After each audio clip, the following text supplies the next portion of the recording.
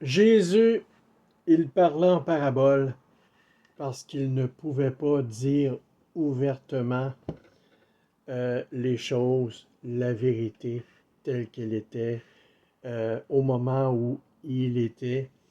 Il ne pouvait pas nous parler de certaines choses directement, comme c'était le cas dans l'évangile de Jean, à la finale, à ses apparitions avant d'être élevé au ciel. Là, il nous parlait plus directement. Il parlait plus directement au peuple à ce moment-là. Mais tant que les choses n'ont pas été accomplies, il parlait en parabole, il utilisait des images, il disait comprenne que pourra. Maintenant, avec l'aide de l'Esprit Saint, nous pouvons comprendre véritablement ce qu'il veut dire. Et après quelques années de cheminement et dans l'Esprit Saint, il nous est donné de mieux comprendre certaines paraboles. Et après quelques années, en ce qui me concerne, de cheminement et d'expérience spirituelle avec l'Esprit Saint, il m'est donné de mieux comprendre, de mieux saisir certains passages de paraboles, comme c'est le cas que je vais vous présenter dans quelques secondes, la parabole des vignerons, que j'ai toujours trouvé quand j'étais jeune, que c'était une parabole un petit peu sèche, un petit peu épeurante. On va la lire et je vais la commenter et vous faire réaliser et vous dire ce que j'ai finalement compris, ce qu'il y a à comprendre de cette parabole-là. Alors, la parabole des vignerons, nous la retrouvons dans Matthieu 21. Alors, je lis à partir du verset 33. Matthieu 21, 33 et suivante. Écoutez une autre parabole. Il y avait un homme, maître de maison, qui planta une vigne, l'entoura d'une haie. Il creusa un pressoir, y bâtit une tour, puis l'affirma avec à des vignerons et quitta le pays. Lorsque le temps de la récolte fut arrivé, il envoya ses serviteurs vers les vignerons pour recevoir le produit de sa vigne. Les vignerons, s'étant saisis de ses serviteurs, battirent l'un, tuèrent l'autre et lapidèrent le troisième. Il envoya encore d'autres serviteurs en plus grand nombre que les premiers, et les vignerons les traitèrent de la même manière. Enfin, il envoya vers eux son fils en disant, « Ils auront du respect pour mon fils. » Mais quand les vignerons virent le fils, ils dirent entre eux, « Voici l'héritier, et venez, tuons-le, et emparons-nous de son héritage. » Ils se saisirent de lui, le jetèrent hors de la vigne, et le tuèrent. Maintenant, lorsque le maître de la vigne viendra, que fera-t-il à ces vignerons? Ils lui répondirent, il fera périr misérablement ces misérables, il affermera la vigne à d'autres vignerons, qui lui en donneront le produit au temps de la récolte. Jésus leur dit, n'avez-vous jamais lu dans les Écritures, la pierre qu'ont rejetée ceux qui bâtissaient est devenue la pierre, la principale de l'angle. C'est du Seigneur que cela est venu. Et c'est un prodige à nos yeux. C'est pourquoi je vous le dis, le royaume de Dieu vous sera enlevé, sera donné à une nation qui en rendra les fruits. Celui qui tombera sur cette pierre s'y brisera, et celui sur qui elle tombera sera écrasé. Après avoir entendu ces paroles, ces paraboles, les principaux sacrificateurs les pharisiens comprirent que c'était d'eux que Jésus parlait. Lorsqu'on présente l'Évangile à des gens, des nouveaux venus à l'Église, ceux qui découvrent la foi, une telle parabole peut paraître énigmatique. Qu'est-ce que cela veut dire? Qu'est-ce que cela veut dire dans le concret? Qu'est-ce que une telle parabole peut me dire pour moi aujourd'hui? Qu'est-ce que ça signifie? Souvent, on va l'entendre, on va entendre les explications. On va retirer d'autres choses de l'Évangile, de la Bible. Mais de celle-là, c'est moins évident lorsque on est une personne qui commence dans la foi.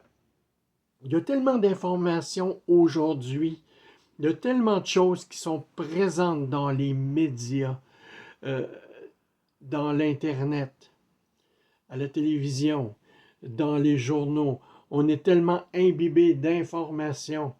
Et il y a toujours ces vidéos viraux, un vidéo virale, un nouveau TikTok, une nouvelle tendance. Et Jésus, lui, arrivait avec ses paraboles, peut-être la tendance du temps, de raconter des choses qui sont propres du peuple. Il y avait beaucoup de vignes en Israël. La culture était abondante et c'était proche du peuple que de prendre une telle comparaison. Alors Jésus ici, tout simplement, compare tout le message de l'Évangile, toute l'œuvre de tous les prophètes qui sont venus jusqu'à lui-même en une seule parabole. Il parle carrément de cela. Il parle que les prophètes sont arrivés, qu'ils ont été massacrés, que lui-même est venu et se présente en maître de vigne, et que le maître de vigne a été assassiné pour que les misérables, tel qu'il est décrit, les gens s'emparent de la vigne. Il fait le lien en verset 42. N'avez-vous jamais lu dans les Écritures, La pierre qu'ont rejetée ceux qui bâtissaient est devenue la principale de l'angle. C'est du Seigneur que cela est venu, et c'est un prodige. Et cela refait, on en parle beaucoup, soit dans le psaume 118, dans Isaïe 8, 14. Le prophète Isaïe en parle aussi dans le chapitre 28. Alors, plein d'allusions, et c'est un verset qui a été ajouté par l'évangéliste, et c'est ce que Jésus disait, parce qu'il connaissait les Écritures qui parlaient de lui et en parlaient ouvertement après les paraboles. Ouvertement maintenant, mais encore dans l'effervescence de la parabole qu'on a peine à comprendre. Et là, c'est clair, et ça a été pour moi une genre de révélation que je n'avais pas allumée avant. En verset 43, c'est dit, c'est pourquoi je vous le dis, le royaume de Dieu vous sera enlevé et sera donné à une nation qui en rendra les fruits. On sait que dans la Bible, la parole de Dieu est adressée à un peuple, est adressée au peuple d'Israël, est adressée aux Juifs. Jusqu'à aujourd'hui, ce peuple n'existe plus. En diaspora, dans tout le monde entier. Et je vous le dis, le royaume de Dieu sera enlevé. Alors à ce peuple promis Alors, ce peuple était promis à une grande bénédiction. Ça aurait pu être autrement que ce qu'on connaît jusqu'à aujourd'hui. Mais je vous le dis, le royaume de Dieu vous sera enlevé. Et il s'adresse aux sacrificateurs, aux pharisiens de l'époque, qui se sont sentis visés et attaqués et ont réagi tel quel. Ils ne se sont pas rétractés.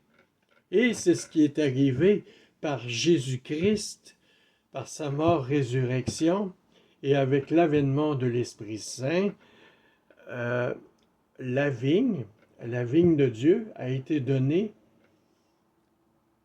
aux autres peuples. Enfin, Dieu a ouvert son projet de royaume. Il l'a ouvert at large. Il l'a donné aux autres peuples en disant, allez annoncer la bonne nouvelle aux pauvres, aux malades et jusqu'aux confins de la terre. Et c'est le mandat, la grande commission qui a été donnée aux apôtres. Jusqu'à aujourd'hui, nous avons cette grande responsabilité de s'occuper de la vigne du Seigneur. Et à nous que l'Évangile a été donné. Elle sera donnée à une nation qui en rendra les fruits. Est-ce que nous sommes une nation aujourd'hui qui donnons la véritable valeur à l'Évangile? Est-ce que nous portons des fruits? Nous qui connaissons l'Évangile, nous qui l'annonçons, est-ce que nous en portons de réels fruits? Est-ce que nous progressons envers Dieu? Ce n'est pas tout de croire en Dieu, de faire des prières, de se réunir, d'étudier les Écritures. Mais il faut les mettre en pratique. Il faut mettre cela en pratique. Quand on parle aux gens, la plupart des gens que nous